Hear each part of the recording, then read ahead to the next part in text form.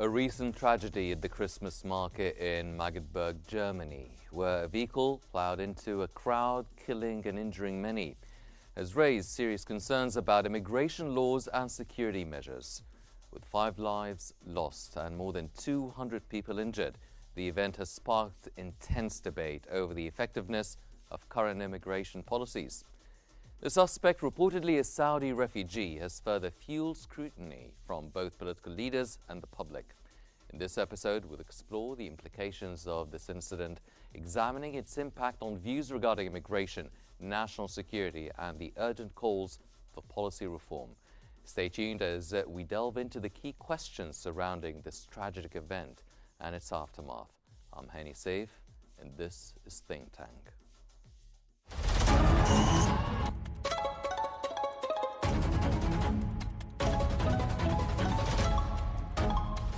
Our world is becoming unhinged.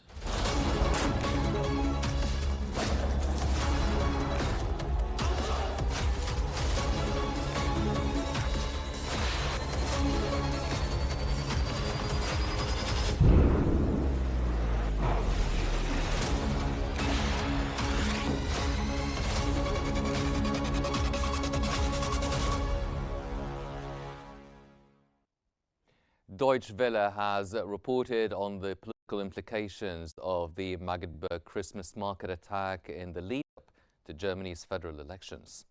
Far-right politicians, particularly from the Alternative for Germany, the AfD, have leveraged the incident to promote anti-migration rhetoric. The suspect, a Saudi national, had reportedly been flagged as a potential threat by Saudi authorities. Security and migration are expected to dominate election debates, with the AfD leader Alice Weidel criticizing the current policies. The article also highlights foreign influences, including Elon Musk, a close ally of US President-elect Donald Trump, who endorsed the AfD and publicly criticized German Chancellor Olaf Scholz.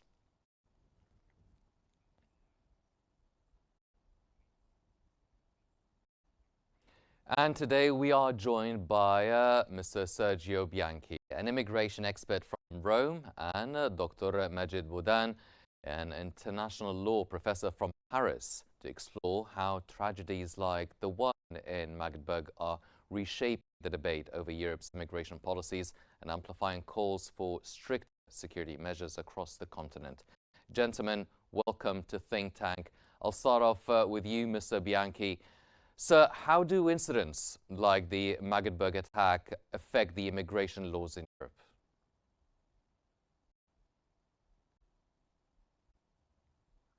The immigration law in Europe is changing since the end of last year with the new ETIAS regulation. The ETIAS regulation implies a substantial transformation of all European laws concerning migration. Unfortunately, events like the one in Germany have an impact on the security component of the migration policies. But the security component is one of the different components around the migration policies which we have to take into considerations. So these events are very negative for European policies because are exploited by political groups, particularly in this case, Alternative für Deutschland, AfD, and other groups in Europe. So this is a serious issue, particularly because it's in the context, in the framework of the German elections. And Germany plays a pivotal role within the European Union for what concerns the implementation of the new ETIAS regulation and the new migration compact. Mm-hmm. So the effect will be therefore very negative, and we expect other situations where potential critical events might impact on the legislative, on the laws and legislative dimensions. Dr. Badan, now, given the protections accorded by international law to refugees and asylum seekers, from your perspective, how can European countries balance their treaty obligations with their national security concern in light of the latest Magdeburg attack? Well, this attack is clearly a terrorist attack, and it's a crime and should be punished as a crime and as a terrorist crime. So there is no doubt about this qualification, and the fact that it was this time committed by an anti-Islamist activist doesn't change the nature of the crime. The crime is whether it's made by or it's committed by an Islamist, a fundamentalist, or an anti-fundamentalist, is a crime. And because the victims are civilians and they have no relations with this person, and finally he attacked them without any whatever justification, although there is no justification in such cases. And so this is a crime and should be punished as such. Now, the matter is that that this crime is instrumentalized by extreme right groups in Germany. Draw the line on and show the fact that this person is sympathized, is a close, has close connections with this extreme right group in Germany. So he is not the typical or portrait of an immigrant fundamentalist who is against democracy in Europe. He's somebody who is fighting, or he's trying to say that he was fighting the fundamentalism, and he's promoting democracy. In fact, these are games played by several actors, and we have to look at the facts in themselves, and the qualification is, and according to German law, according to international law, this is a crime. How now the EU, Germany, and other European countries should behave in such circumstances? And therefore we should draw a distinction between how Europe should continue to respect its obligations under international law and international humanitarian law by looking favorably to immigration of persecuted people, and the other aspect, how to balance this with its obligation to keep closely firm on security issues. And here the balance should obey to the obligations first. Europe will lose its values if they will instrumentalize this horrible terrorist act to ban immigration or to change drastically the laws against immigrants, because immigration is a natural matter. Mr. Bianchi, do you think that this incident will lead to calls for stricter immigration laws or a review of the refugee and migrant acceptance criteria, maybe led by Germany, as it is a major player within the European community, as you've mentioned? Well, changes or are already here. I mean, the jurisprudence of the European Court is evolving concerning the protection of migrants, the rule of refoulements, and so on. In addition to this, there is a revision of the so-called safe countries, meaning the countries where it is possible to deport migrants. And we in Italy have a new approach, as you probably know, focusing on Albania, the hotspot in Albania, as a potential pilot initiative to move migrants from Italy during the period of screening to try to understand if Albania can be considered a safe country, and to Albania we can send back to Egypt, as an example, illegal migrants or to other countries like Bangladesh and so on. So this phenomenon is already here. I think that what will happen in 2025 and quite soon is that first the Syrians and the Turkish will be repatriated. We have a debate in Brussels concerning the position of the Syrians and the fact that Syria today is considered a safe country after the Hayat Tahrir Shams takeover. So in this sense, permission and guarantees to Syrians entering illegally Europe and Italy as the frontier, the southern frontier of Europe, are today neglected or not granted for sure through administrative procedures. So the attempt today is to cooperate with Turkey to implement in Syria a new configuration, a new environment where it is possible to repatriate some millions Syrians. So therefore, this will be the practical effect. In my personal opinion, there will be no effects at the level of the law, because the law is already changing. The law has been already modified with the new ETIAS framework and with the new migration compact.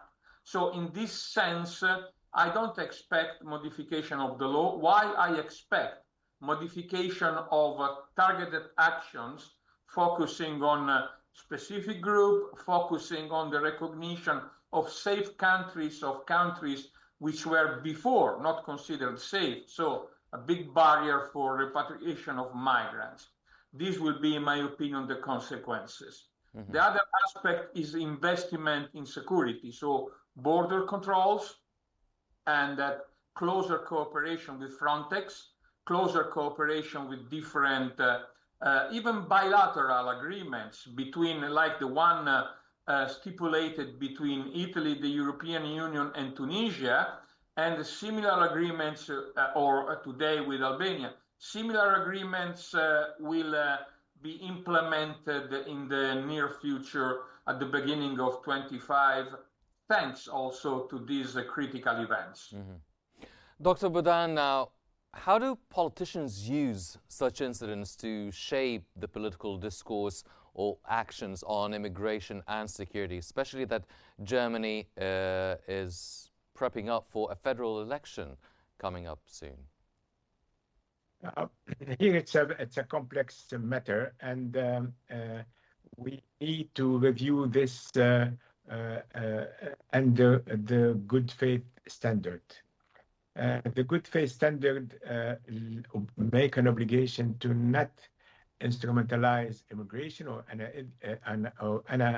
any other issue to resolve or to achieve other goals which are not the core subject. For instance, here, when we are talking about immigration, in fact, we are talking about the competition in the next elections, and the AFD will use this, despite the fact that this terrorist who made the attack is very close to them, and he has connections with them. Now they're turning the matter differently to use it in the elections.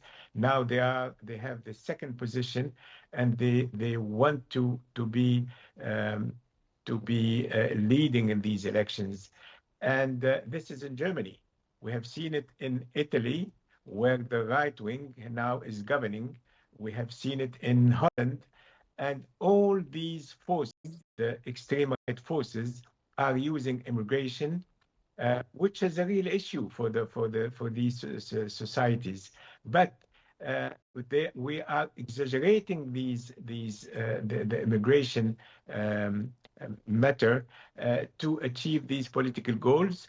And when we see, for instance, American leaders now trying to interfere in German elections, we see that there is a trend where the extreme right is trying to impose its views and using immigration to reshape the whole society, not on the immigration aspect, but in general.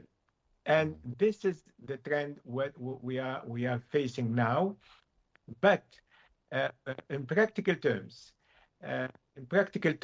to change the laws in the EU, it's a very hard task because we need to have a compromise between the 27 members, and it will not be achieved now. If after the elections in Germany, the Conservatives will be leading and will be forming the government, then Europe is safe for at least 4 years. If there is the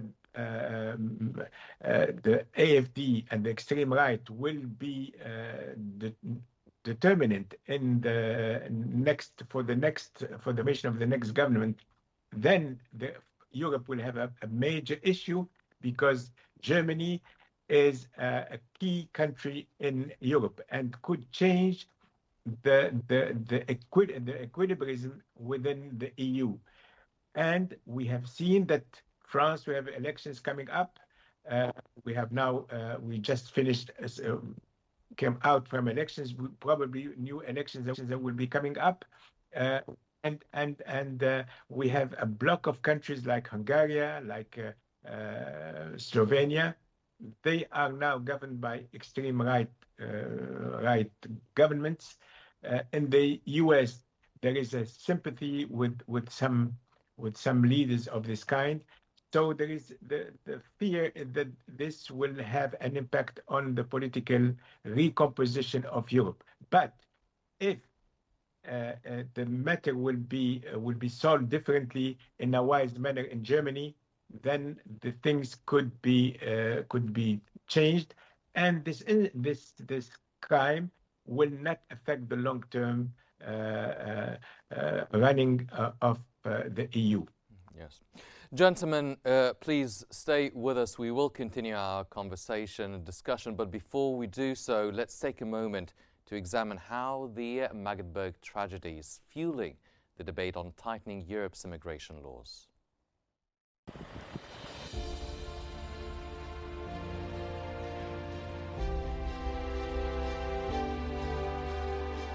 The recent tragic incident at a Christmas market in Magdeburg, Germany, where a vehicle was driven into a crowd, has reignited fierce debates about immigration laws across Europe. The attack, which resulted in 5 fatalities and over 200 injuries, allegedly involved a suspect with a contentious history regarding his treatment as a Saudi refugee in Germany. This has raised questions about the effectiveness of current immigration policies and the government's ability to prevent such acts of violence. In the aftermath of the attack, far-right political figures across Europe have seized the opportunity to amplify their anti-immigration rhetoric. Leaders like the Dutch far-right politician Geert Wilders and French far-right Marine Le Pen have used the incident to bolster calls for stricter immigration controls, arguing that such tragedies are symptomatic of broader security failures linked to immigration policies. Moreover, this incident comes at a politically sensitive time, just weeks before crucial elections in Germany. The far-right Alternative for Germany party has called for urgent discussions on national security, while leftist leaders demand accountability for the apparent neglect of warnings related to the suspect. As Europe grapples with rising concerns over immigration and security, incidents like the Magdeburg attack may lead to tighter regulations and increased scrutiny of immigrants. The long-term implications could reshape not only Germany's immigration landscape, but also influence policies across Europe. It is likely that we will see significant pressure on European governments to reassess their immigration laws and security measures, potentially leading to more stringent regulations in an effort to prevent future tragedies. Welcome back, ladies and gentlemen. Continuing our discussion, Mr. Bianchi, is it likely certain that, or rather certain political parties will exploit these events to gain electoral advantages by calling for stricter immigration laws? You've already mentioned that there is a change and there are amendments taking place to the laws, but do you think that certain political parties will try and take an advantage? That's for sure. I mean, that's one of the golden rule of the politics. Migration is a key topic in the electoral campaigns. And migration today is perceived as a very important card for different groups to gain power and to gain electoral consent. I don't think that there will be legal changes because we already have had the so-called migration compact, which is a new complete package of legal regulation concerning migration. And this is for sure very effective and not easy to be implemented, and it represents an important step ahead. However, as you know, probably politics doesn't play on argument or legal arguments. At this stage, electoral campaigns will focus on threats, will focus on talking to the belly of the population. And this is for sure a risk, a serious risk, because then when these movements and parties will arrive at the center of the power, they don't have real solution for this very serious problem, which is how to manage migration.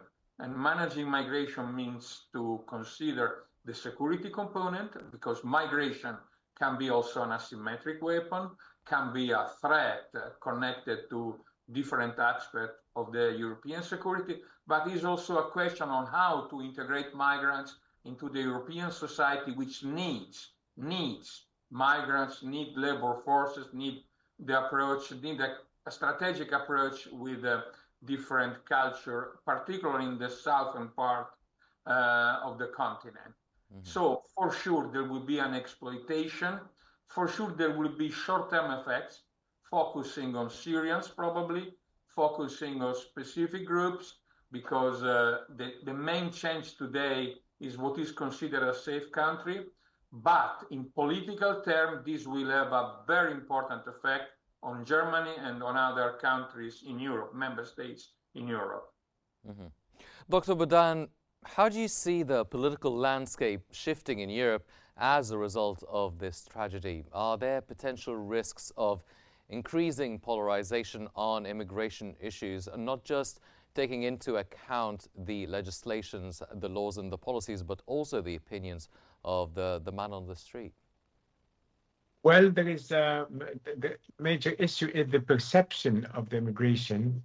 Now the perception is very negative, and but when we come to the facts, we see, for instance, that Germany has accepted more than 1 million Syrians, and they don't have any major problems. We have some problems like in every society, but the million